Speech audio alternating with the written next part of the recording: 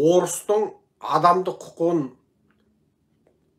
мәселесі бойынша, орыста балалардың құқы бойынша жүрген періштенің бейнесіне еніп алған, анығында соғыс болып жатқан Украин жеріндегі Украин балаларын ата-анасынан мәжбүрлеп айырып Ресейге жіберген, балалар концлагерін ашқан әйелге халықаралық қылмыстық іс қозғалды. Енді бұлар Ресей территориясынан аттап баса алмайды. Кез келген уақытта бұлар тұтқындалады. Енді мына біздің орысқа бір жалтақтап, Қытайға екі жалтақтап отырған, орыстың қандықол әскерлері арқылы қазақтың қарапайым жігіттерін қанды қасап қырғын арқылы бастырған Тоқаев, Қытайдың берген арам ақшасы арқылы қалтасын қампитып отырған Тоқаев, енді орыс пен Қытайдың ортасынан қандай жол таппақ? Өткенде ғана Американың мемлекеттік істер бас хатшысы Блинкен келіп, Тоқаевты ауаша алып шығып, әжетхананың бұрышына тұрғызып қойып, көзін шұқып шапалақпен тартқандығын біз қазақы тілмен ажуалап жеткізгенбіз. Блинкеннің алдында тізелей отырып, көзінен жасы мұрнынан маңқа сағып, I am sorry деген Тоқаев енді шынайы бетперделерін ашып, қайтадан одақ болып бірмен-бірі құшақтасып жатқан орыс пен Қытайдың ортасында Тоқаев енді Қытайға қарап «дүйбучи» деп, орысқа қарап «извините» деп, Блинкенге қарап «I am sorry» деп қай уақытқа дейін тоңқылдайды екен. Сәбеттен қалған, орыс өтіп кеткен, орыс сасыған осырақшы шалдар басқарған сорлы Қазақстанның алдағы болашағы қалай болмақшы. Осы осырақшы орысшыл шалдардан, мәлкілдеген осы күсеп тұрған қушалдардан құтылмай қазағымның бақыты қашан ашылады.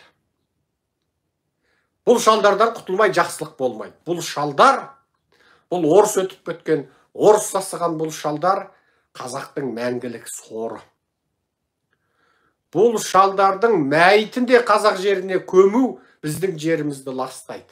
Одан өліп шыққан шөпті жеген, сиыр мен қойды жеген қазақтың өзі осы шалдар сияқты болады. Одан туған баласы да осы шалдар сияқты сұмырай болады. Бұл немелердің сүйегін өртеп, мәйітін өртеп, күлін мәңгі шірімейтін металл қобдиларға салып, мәңгілік жерге суды ластамайтындай қылып ауаша алып қою керек. Ал енді әңгімемізді бастайық ары қарай. Қалың қазағым, ендеше әлқисса сіздердің алдарыңызда саяси сараптамамызды емін-еркін көсіліп бір жіберейік.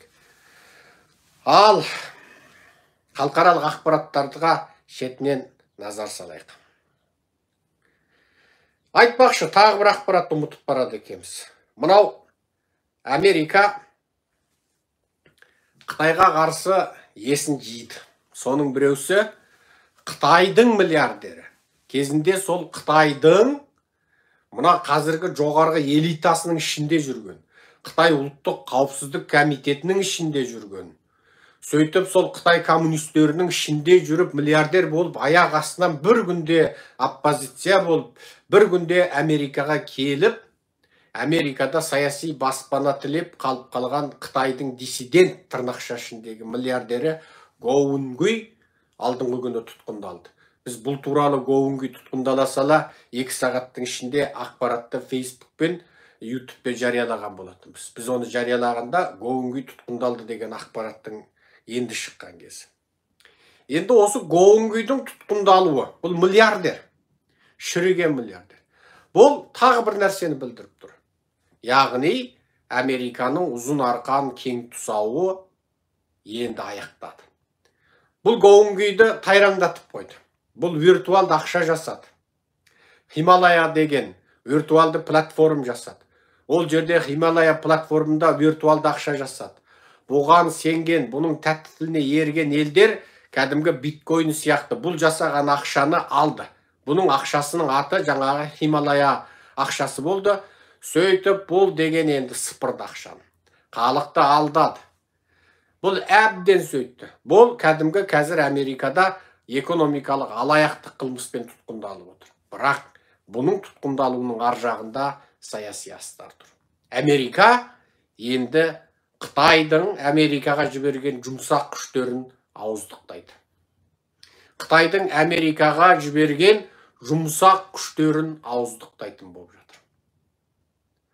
Бұл бүкіл дүниежүзілік деңгейде Қытайдың жұмсақ күштері, яғни Қытайдың бірлік сабының, қытайша айтқанда Тунжанбу, Туньи Жаншанбу, қытайша айтқанда, ағылшынша United Front, осы Қытайдың екінші категориядағы шпиондық мекемесінің шетелдегі өкілдерінің аты Қытай диаспорасы деп аталады. Енді бұны әлемдік деңгейде ауыздықтау науқаны басталуы мүмкін. Сондықтан Қазақстандағы Қытай диаспораларына да бір тықыр таяйды-ау.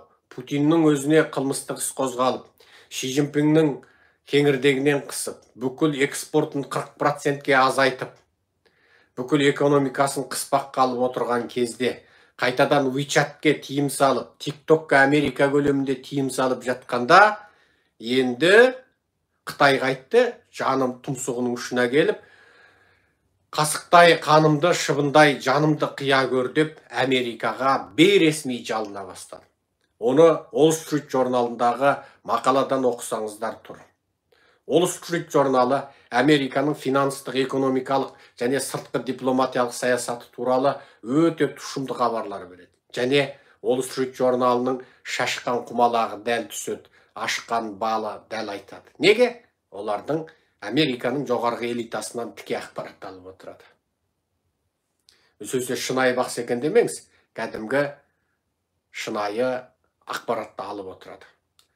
Енді қызық болды. Енді сол Wall Street журналының жазуынша Қытай Америкаға қарап халықаралық дипломатияда азуын ақситып айбар шеккенімен ауашада Америкамен рақайласайық, сауданы қалпына келтірейік деп жалынып жатыр екен. Неге? Батырға да жан керек. Халқын алдап, өзінің миллиард халқын алдап, ой-бай, Қытай қуатты болып кетті. Бұлар күні-түні медиасында бөседі. Қытай қуатты болды. Әлемдік екінші үлкен экономикалық тұлға. Бүкіл дүние жүзінде Қытай өндірмейтін тауар қалған жоқ. Қытайдың авиациясы міне айдың арғы бетіне барып қонды. Айдың арғы бетіне Америкада қонып алған жоқ. Қытай міне Марсқа жаңағы адамсыз ұшақтарды жібергелі жатыр. Қытай бүйткелі жатыр. Қытайдың жер астында қазған туннелі әлем бойынша ең ұзын. Қытайдың жаңа салған көпірі ең ұзын. Қытайлар теңізден жаңа көпір салып бүйтті, айтты. Ой, Қытайдың медиасын қарасаң енді Қытайлар желденіп ісініп кебінгенде енді орыс далада қалып қалатын сияқты ғой.